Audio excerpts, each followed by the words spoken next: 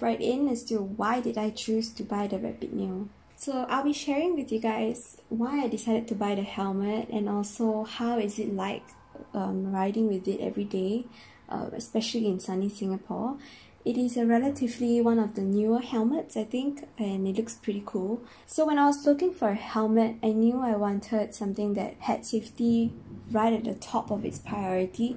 I think in the range of brands of helmets out there, for me personally, Arai and Shoei kind of top that in terms of safety and also its safety ratings. And so that's when I started finding what did these two brands have. When I looked at Shoei, I didn't really want like a racy helmet because I knew I was not going to buy a sports bike for my 2B. So that's when I wanted something that looks a bit more chill, something that just looks prettier, but not like oriental sort. Yeah, so when I started googling, I think at that time was last year, the Glamster was just launched, and so was the Concept X. So Concept X is Arai, and then Glamster is Shoei's. In Asia's market, I think the Concept X is actually called the Rapide Neo, which is what I have with me. So why did I choose this over the Glamster? Simply because of aesthetics. I think they are direct competitors. I just didn't like the side vents on the Shoei Glamster, and also the Glamster kind of has a tail at the back, which I was not really feeling. So I chose the Rapide Neo instead. So that was how I came about finding out about it. There was not much reviews at the time. I think there was only like 2 YouTube videos of whether it's should you get the Shoei or the Rapide Neo and what these helmets are like. So it was kind of like just trusting my instinct. I knew I liked the color, I knew I liked the look, and then just going for it. So what happened next was I reserved a unit over Facebook Messenger, and then I went down to actually try for the size. So when I tried the Arai, I think mine's an XS. The shop only had an S, and even then it was a little bit loose for me. So I pre-ordered the XS without really trying on the size, and then I chose the color also without seeing the color because they didn't have it at the time. But now I think they have some already in stores and in stock, so you can actually go and see for yourself before buying.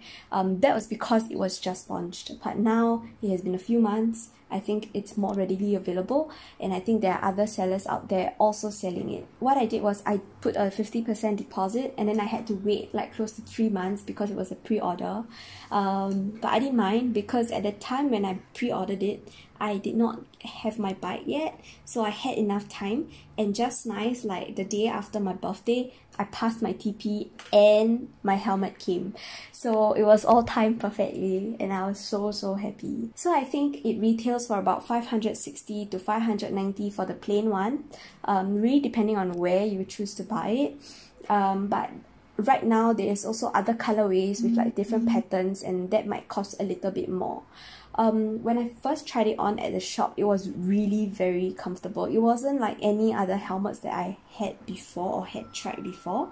So I think for school helmet, I just bought like a random one from Asian area, and then that is definitely not comfortable. The cushion was very plasticky and all of that. It's just purely for school that I used it. I also have tried the AGV K3SV, so that is much tighter. I think it's more of a sporty helmet that I just have by the side on days I don't want to use this. So that helmet kind of feels a bit more plasticky, but the cushions on the Arai really feels very premium. I think it has the microbial lining, so even when you're sweaty, just let it dry and it doesn't really stink up. I mean, unless, I don't know, if you don't use a balaclava inside, then maybe it will, but I do. So far, even though I'm sweaty, I leave it to dry, it still smells very fresh. So let me dive into the features of this helmet and why I really like it. I get some questions by people who are seeking to buy this helmet.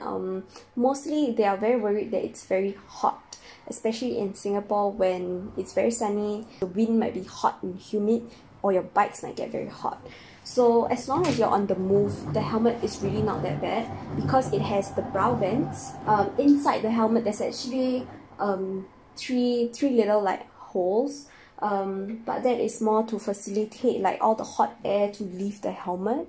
And also it has the chin vent that you can open or close, up to you. And also if on days that you want to still cover your whole, like bring down the visor, just don't lock it. If you don't lock it, air can still come in through the bottom, and yet it doesn't like flip up when you're going at high speeds. And also at the back there's a vents for the airflow to exit, which works really well. So when you're in the helmet, you can actually feel quite a lot of wind when you want it, when you open up the vents and when you want that. So that's definitely not a worry, especially in Singapore's weather. So in terms of comfort, it was there. The air vents are sufficient and they really help me when I'm on the move. It's perfectly fine, and of course I love the looks of it, and so these are like my top 3 reasons why I decided to go for it. But do take note of some things, because on the website it says like there's actually 5 years warranty on it, but if you buy it from the Singapore distributor, I checked with them on Facebook that there is no warranty on your helmets. Also for the Rapide Neo, it doesn't come with the pin lock ready visor. I think the sports helmets do, but not this. So it does get a little foggy, especially if it starts raining outside. I would have to leave my visor open, but do take note that it does fog up quite a bit. So that's a little bit of a... So I also really like the side of it. I just think that the bezels look very nice. I don't really like the covered look which comes with the Arai's sports helmet. So I really like this look. I think it just adds a nice touch to the helmet, and also the angles of it just makes it look very nice. The other bad thing is that if you want to do like a GoPro mount, you can't do a chin mount because the vents kind of take up the whole space where the mount usually is. So for me, if I want a motor vlog, right now we're using like the chin strap, so I just have to take note I can't use my chin vents. So I try to not put anything permanent, like a permanent GoPro mount on this helmet. I think that's why I also bought the AGV K3SV, because that one I'm definitely able to put the mount on it if and when I want to. That's all that I have for you guys today. If you have any questions on this helmet, feel free to reach out to me.